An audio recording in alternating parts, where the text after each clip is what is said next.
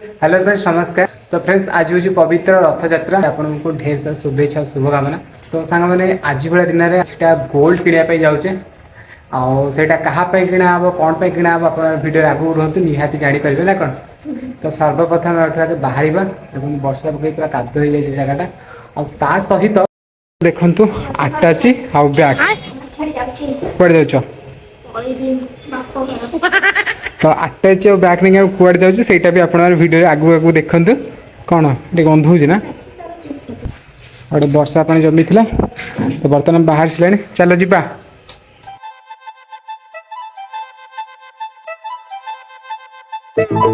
तो फाइनल सांग मैंने आम आसी पहुँची गले सासू माँ मैंने इप्सिता माँ पाखे एक्चुअली प्रीवियस ब्लॉग देखिथे आपण मैंने सी जो आम घर को आसते आटाचटा तो से रखा आप देखी थे कि आसी देखिथे सी गोटे आटाचटे छाड़ी पलि आसते तो बर्तमान तांकर जीवार अच्छी केउझर तो से आटाचटा दरकार बर्तमान आम नहीं आसचु।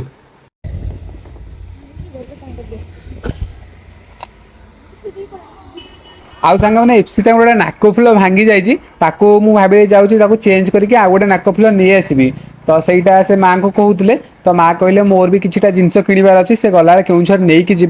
तो से बर्तमान आसचु पाखक नहीं जीवु कौटी सुना दुकान को तापर आमर नाक फुल गोटे चेंज करूँ रूपार आ सुनार कौन किणवे से नहीं जी केउझर एक्चुअली जन को दबार भी अच्छी तो बर्तमान आम एठू बाहर।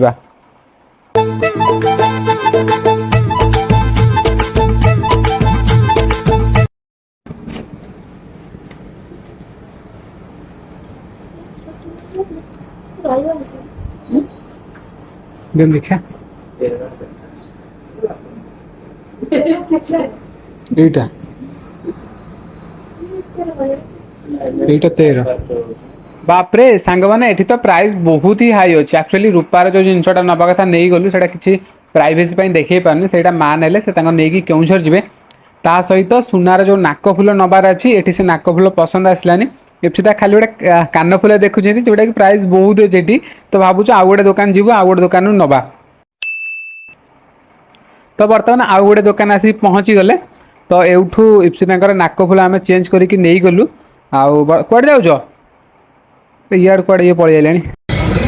तो फ्रेंड्स देखिपारे बर्तमान माँ को छाड़ी आम आसिक साहेश्वरी अच्छा बाहर आउ हाँ सांग मैंने छोट हो कि बड़ रथ आप जगन्नाथ मंदिर को जगन्नाथ मूर्ति एवं ना रथ टणार रथरे थे बर्तमान मुझे से बोधे आमर काठर कि सीमेंटर मूर्ति तो मुझे जानी काठर हो ना रथ टणा आज तो से छोट मूर्ति को पूजा हो बर्तमान आम आसुल बुलायापी सांग मैंने देखिए से भितर को जाइए ठाकुर को दर्शन करके आसवे बोली मु तो भितर को जापर से मुझे बाहर बाहर वीडियो बनाऊँगी काले देखा हे बोली कि किसी भी तो देखा जाऊनी भितर पूरा फाका फाका आम घर को आसिकी रोषेईबास करी खावा बस पड़ू आज खाइबार अच्छी रुटी पोटल आलू भजा जोटा सब